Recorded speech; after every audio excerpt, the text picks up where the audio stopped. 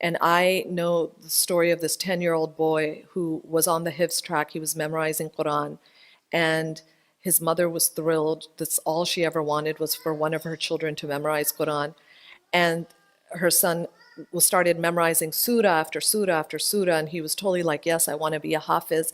The Hifz school, that the program that he was a part of, all of the Hifz students were given iPods to help them memorize Quran. So he used the iPod all the time while walking outside, while in the car, while in his bedroom, or around the house, memorizing his surahs, and the mom was thrilled. All of a sudden, this son just lost, it seemed like it was all of a sudden, but it was gradual. The son lost interest in memorizing Quran. And he just told his mom, I can't do it anymore. I don't want to memorize Quran. And the mom was heartbroken. She was like, what happened? She felt like maybe he got nazared or ained, the evil eye. And so, but she told him, okay, just keep working at it. But he was like, no, I'm not interested in memorizing Quran. One day she walked into his bedroom and she saw that he was on his iPod and his back was to her. And she saw that on his iPod he was watching pornography. So when she and her husband investigated, they found out that this boy had been watching pornography every single day for 2 years. Every single day, from the ages of 10 to 12, this boy had been watching pornography. He is hopelessly addicted. It is one of the most tragic stories because I've been involved with the family, trying to help and just be there. And this boy is much older now, and he's still addicted. The parents were really smart. They immediately got him into therapy. They got him into, and there's actually therapy, a program now for Muslims called Purify Your Gaze. So if there's anyone struggling with it, Purify Your Gaze is a program. And when she first approached them when he was 12 years old, they said, no, we only work with adults. And inshallah, your son will be fine, whatever. And so years went by, he's not fine. And all sorts of problems come about from it. This boy has been suicidal because there's so many times he's tried to quit pornography and he has not been able to, and he keeps going back to it. And so he despairs and he starts to feel like Allah can never forgive him. So they have him in therapy, but not only do they have him in therapy for his pornography addiction, but they also have him in spiritual therapy. They have him in therapy with a sheikh who's there to help him and remind him of Allah's mercy, remind him why he can't despair, remind him that Allah subhanahu wa ta'ala is using this addiction just to break you. Allah is showing you that He's the master and you're the slave, and you have to just turn to Allah completely. Just helping him that way.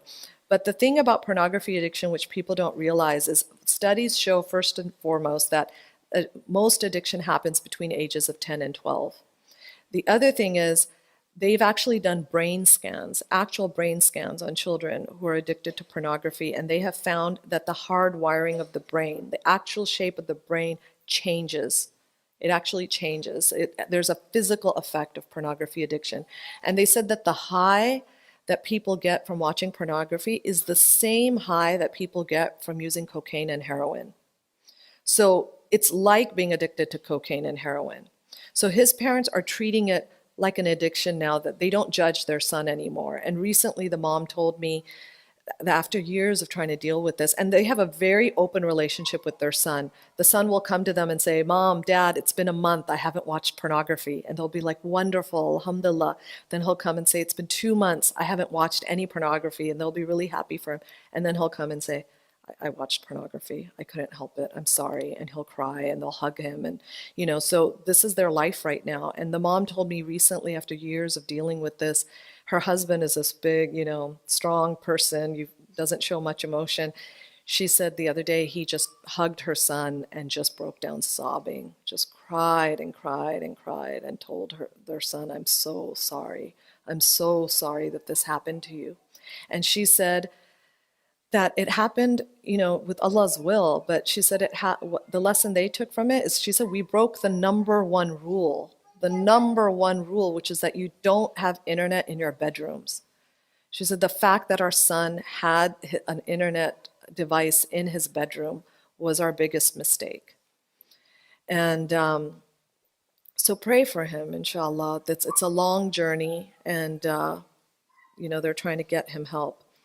They've gotten him help, but And it's incredible. She paid $1,000 for somebody to come into the home and wire all the computers and put all the Wi-Fi code in her house changes every day. He actually tells the parents, "Don't go to sleep before me."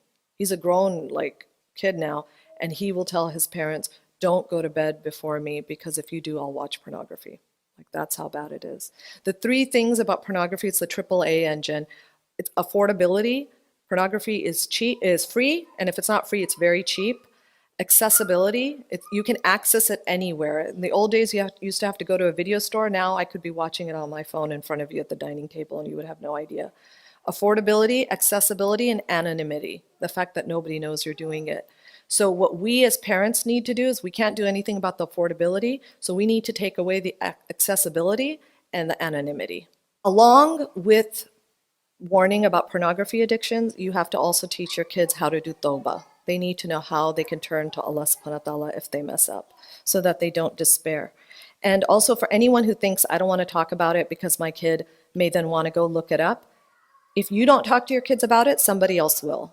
I know of a kid who heard the word pornography used in a khutbah at a Jummah prayer, and nobody would tell him what it was, so he went and looked it up himself. I know a kid who went to a non-Muslim summer camp, and a boy came up to him and said, "Do you know what porn is?" And he went, "Parm?" He didn't even say the word correctly. He went, "Parm," and he typed up PARM, and he found pornography, even with the wrong spelling.